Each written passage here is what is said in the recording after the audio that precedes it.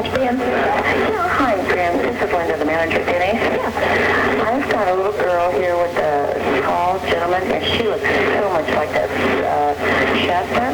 Okay. Are they still in the building? Yeah, they're at table 20. Awfully close, but I don't think. And can you describe the male to me?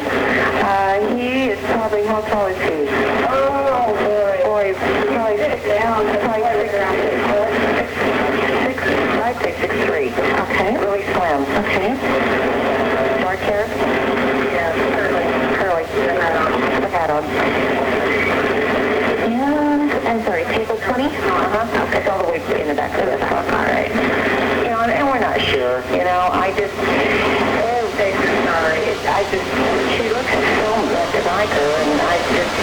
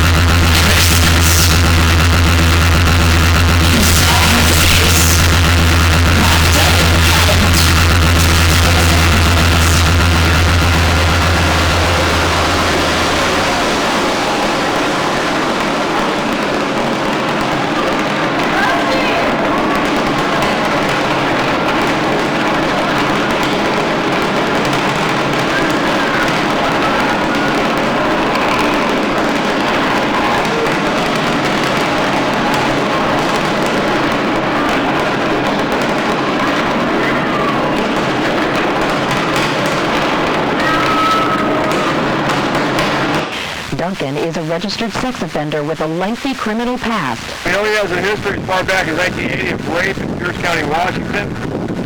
He is a registered sex offender in Minnesota. One of his outstanding warrants is failure to register as a sex offender in Washington. In 1980, Joseph Duncan was sentenced to 20 years in prison for abducting and raping a 14-year-old boy. In 2000, only a week after being released, he moved to Fargo, North Dakota, where he enrolled at North Dakota State University. In his resume posted on the school's website, Duncan says he expected to graduate in May of this year, but just 2 months shy of his expected graduation, more trouble.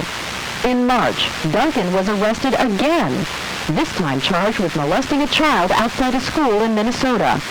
Police say he posted $15,000 bail in April, and soon after that, authorities lost contact with him. That is, until a group of observant Denny's patrons and employees in Coeur d'Alene, Idaho recognized a missing little girl and helped lead police to Duncan. When they asked the gentleman if they could talk to him for a minute, they took him away, and the first officer on the scene sat down with Shasta. I proceeded to continue working. I bought another table their food. And about the time I got the last plate off of the tray, he grabbed my arm and said, "Stay with her."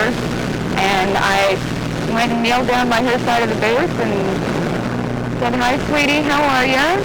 And she didn't say anything. I said, "Honey, what's your name?" And she said, "Shasta Groney," and started crying. And I couldn't help myself. I picked her straight up and just held her.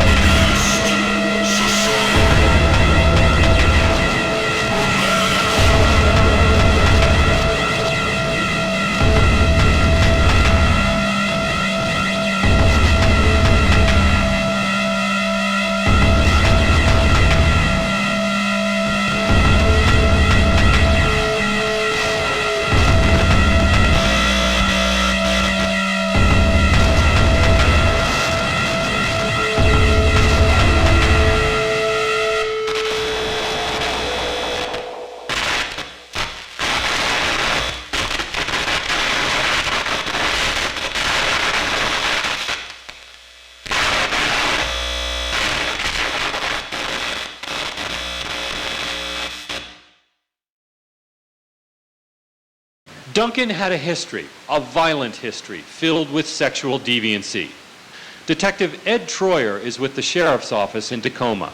When we heard his name was associated with this situation and we looked at his background, we weren't surprised. We weren't surprised. It's a heinous crime, but he'd already committed heinous crimes, and pretty much everybody in the system stated he was going to do it again. According to police records, when Duncan was just 15 years old, he led police on a high-speed chase, ramming into a police car. At 16, he broke into a house, stole 4 guns, and then beat, burned, and raped a 14-year-old boy at gunpoint. He did a lot of things on top of just the rape. And this type of activity that goes along with this makes us somebody without a conscience, somebody that's very dangerous and basically sociopathic. As part of a plea agreement, other charges were dropped, and Duncan pled guilty to rape in the first degree. The 16-year-old was given a suspended sentence when he agreed to enter a sex offender program at the Western States Psychiatric Hospital. Back in Washington State, Duncan made a number of shocking confessions. He claimed to have committed at least 13 rapes, sometimes binding his victims. He later recanted those stories, saying he'd made them up, but his doctors were worried. They said Duncan refused to change his sexually deviant behavior, so they sent him back to jail, where he refused treatment.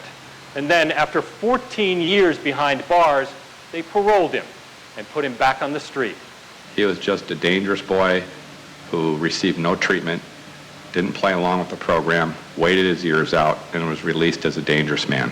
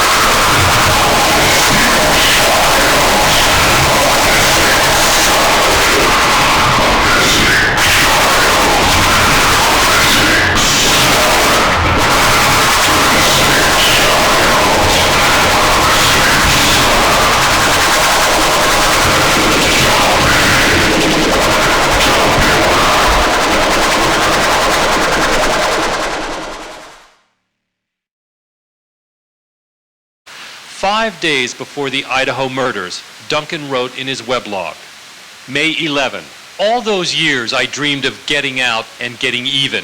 I got out and I got even, but did not get caught. So I got even again and again did not get caught. So I got even twice, actually more. I'm the only one who knows. So now what? Could there be other victims?" In 1996, investigators say Duncan admits to kidnapping and killing 2 young girls as an act of revenge for his prison term, but he still has not been charged in the case. In the spring of 1997, police say Duncan stole his girlfriend's car and drove to Southern California. We now know Duncan kidnapped and killed a 10-year-old boy while there. Anthony Martinez's body was dumped in a desert canyon, bludgeoned with a rock. Friday, April 4th in 1997, about 5 p.m. in the afternoon, Anthony Martinez and his younger brother and 3 of his friends were playing in the backyard here. Anthony lived back here in the apartment complex back here. And they were playing, doing what the kids do, and they were suddenly approached by a man walking this way. The man was going back and forth like he was looking for something, kind of caught the attention of the kids. They were actually next door with the neighbor. They were actually inside of a gated yard. And the man, from what we've been told, approached the fence. The man got to about right here and waved the children over. All 5 kids came over, and the man proceeded to pull a picture out of his pocket, and the picture was of a cat. He tells the kids that he's looking for his cat, he's lost him, the cat's around here, and then offers them $1 to help look for the cat. About that time, one of the kids, young, very sharp gal, didn't feel too good about what was happening, felt very uneasy about this stranger who had approached him, and she had reached over and grabbed a younger child, I believe it was her younger brother, and made the kid go inside. And both kids go back inside. Anthony's younger brother, and the 3rd child stayed out here playing, and agreed to help look for this guy's cat. Both of my sons and the friend that we had over came out from the neighbor's house into the alley. The kids come out the fence right here, and the man stays about right here in the area here. The kids go down the alleyway here and spend about the next 5 minutes in the bushes, behind the dumpsters, looking for this cat. Looked around a little bit. The man promised him money. Of course, they didn't find any cat, and they come on back and approach this man asking for their money. They feel pretty good that they've earned their money. I'm not sure exactly what happened as far as, when but I know that they said that he got kind of nervous because the time was stretching out, and just panicked because there was going to be people coming around and just grab for him and goes for Anthony's younger brother, reaches for him. It appears that Anthony's younger brother got the jump on him, saw that something wrong was about to happen, and jumped back. The guy was able to grab a hold of the kid's shoe and actually pulling the shoe off. He ended up getting the shoe off. I don't know what the whole situation or how exactly, but I know that he went for my younger son first. Takes burns and gets away. The other child over here runs off. Anthony, probably thinking, knowing something was wrong, steps in to either protect his brother or the other child, and in the process gets caught by the man who basically grabs him and sticks a knife to Anthony. It must have been right at the moment that he grabbed Tony because we heard someone yelling, and the yelling was coming closer, even though we couldn't make out what they were saying. Throws him in the backseat of his car and drives off. They turn right here and turn left on Chestnut, and that was the last that Anthony was seeing. Duncan lured Anthony Martinez into his car, offering the little boy $1 for help finding his lost cat. Instead, Anthony ended up in the desert, bound with duct tape, raped, and murdered. By Duncan's own account, Anthony was the 3rd child he had killed. He would kill 2 more kids and 2 adults before being arrested in Coeur d'Alene in 2005. His last entry suggests he might have committed other crimes. May 13. I am working on an encrypted journal that is hundreds of times more frank than this blog could ever be.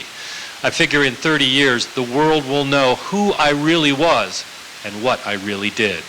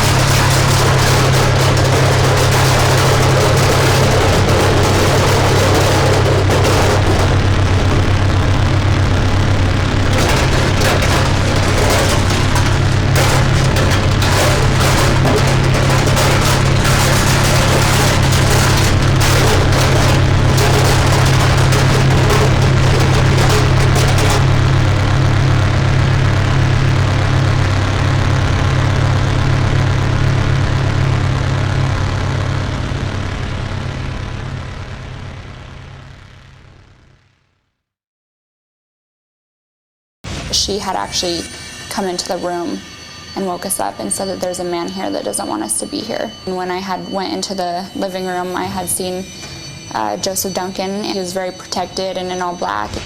My stepdad, Mark, we don't have money. Because Mark had raised his voice, he had said, you know, don't raise your voice or I'm gonna shoot you in the head. That scared me a lot. I remember hearing my mom, like she went to go yell, but didn't have the time to. And then I heard my stepdad, Mark, we were hearing bangs, and then he was screaming and yelling. At that point, I had started crying. I had just gotten really scared. His head was just covered in blood and just dripping down the front of him. And then we saw Joseph Duncan come out the back door and attack him. He was sitting on the picnic table, and he was just, you know, sitting up, and then he just laid down. When we were going to the bathroom, he watched us, and that made me really uncomfortable, because at that point, I knew that his intentions were just evil. He got really mad, started throwing things. He took more of his anger out on Dylan, and it was really mean to him. I felt like I was gonna have to fight for my life. He grabbed the hammer, he said, see this hammer? And we said, yeah, and he was like, this is the hammer that I murdered your mom and your stepdad and your brother with. And he was like, they're not alive and you're never gonna see them again. I said, I promise that we're gonna make it out alive. So that was my way of comforting my brother, just letting him know that like we would never stop fighting. He had a sawed-off shotgun, and he had taken that and he had shot a hole in the tree, and he had told us that this is what's gonna happen to you guys if you don't start listening to me. It felt like forever, you know, waking up every day not knowing if you're gonna be alive the next. Did Duncan ever threaten to kill you? He did on several occasions. If we didn't, you know, do what he said, he just went ballistic pretty much. He put us into the red Jeep and he proceeded to do nasty, horrible things to us. If me and Dylan ever seemed more interested in each other and what each other was doing, and we weren't showing interest in him, he would get very upset. He took more of his anger out on Dylan, and it was really mean to him, and just beat him up and, you know, just stuff like that. And so I think after a certain amount of time, Dylan had started to lose hope that it was going to turn out good for him. So I kind of, instead of taking like the little sister role and having him comfort me, I kind of took that over and just ensured him all the time that he was strong and that we'd make it through it. I would ask Joseph Duncan questions about his life, would ask him about his family, and, you know, ask questions like, you know, could I meet them one day? And he did start to be more nice to us. Like, there was a couple of times where he was like, I'm gonna take you home. And so for me, that was like a good, dear Dad, I miss you very much. And me and Dylan know what happened to Mom, Mark, and Slade, and we both feel very sorry for them. And we both miss you and Jesse and Vance, and we might see you guys again. But I think that that was like another way to confuse us, because he just wanted us to believe that there was a chance that we would live or that we'd get out safe. This is what the old mining cabin looked like in October 2005, 3 months after Duncan made his torturous video here of 9-year-old Dylan. We learned today just how much torture actually took place. Jurors in this case saw 3 videos shot inside this cabin, 2 showing Duncan sexually abusing Dylan. Then a 3rd, decidedly more graphic. Before anything takes place, Duncan says, God, this child, this boy, does not deserve to die. Then Duncan hangs Dylan from a beam in the center of the cabin for his own sexual gratification. Several minutes later, Duncan brings Dylan down, the young boy, barely alive. Duncan shouts, listen, boy, I just saved you. I saved your soul, okay? Dylan, in obvious pain, cries and prays, while Duncan sings and continues to rant. He says, God, what is going on here? I don't understand. I'm getting sick of your games. To Dylan, he says, the devil is here, boy. The devil is a lot like a god. The devil knows everything. The devil sees everything. The devil likes to watch children suffer and cry. Finally, Duncan tells Dylan he's going to take him to the hospital. He tells him his dad will be there when he wakes up. The tape ends with Duncan carrying Dylan out of the cabin. All of a sudden, I just heard this loud bang. I was just frozen. Like, I didn't know what to do, and Joseph Duncan walked up to him with the gun, and he was like, no, please don't. I couldn't even say anything. Like, I couldn't scream. I just didn't even know what to do. And so he came up to me, and Joseph Duncan was crying. He said it was an accident. He didn't mean to. I didn't know what the first shot was, but I knew that the second time was on purpose. He said that he did it so that Dylan wouldn't have to feel pain. So I was just confused, and I remember, like, I think for about a week I just didn't talk. I couldn't talk. I couldn't say anything. I was just frozen.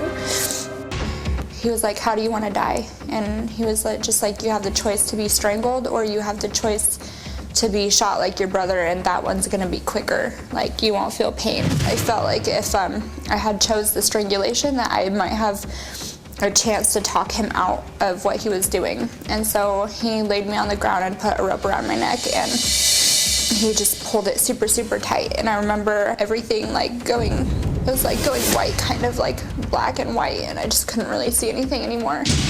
But I had worked up enough breath to say, please don't, Jet.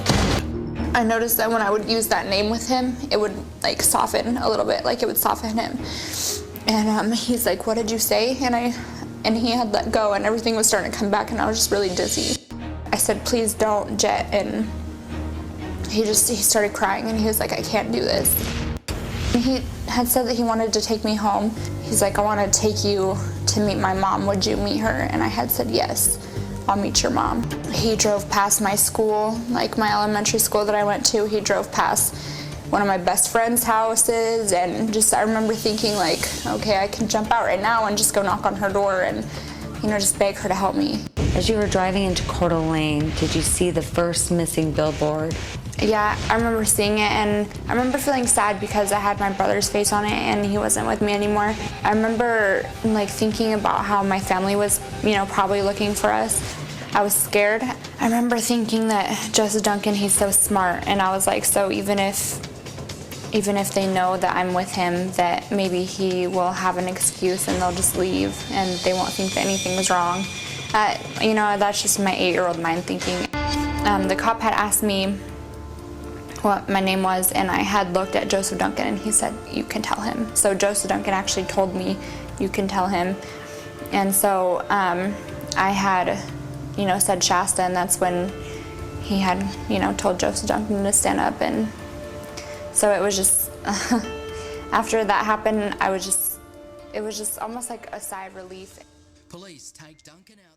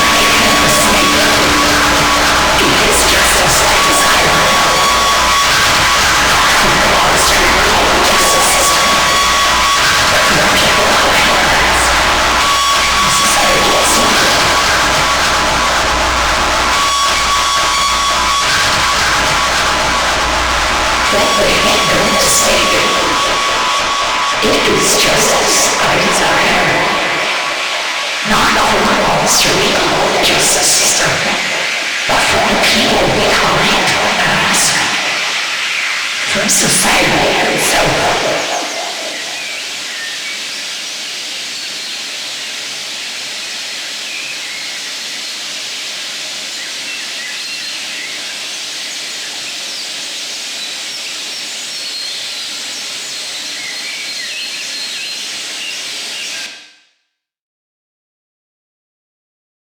I remember just everything that happened with Joseph Duncan. I remember all that stuff because honestly, I don't think that however many years passed by, that's something that anybody could forget.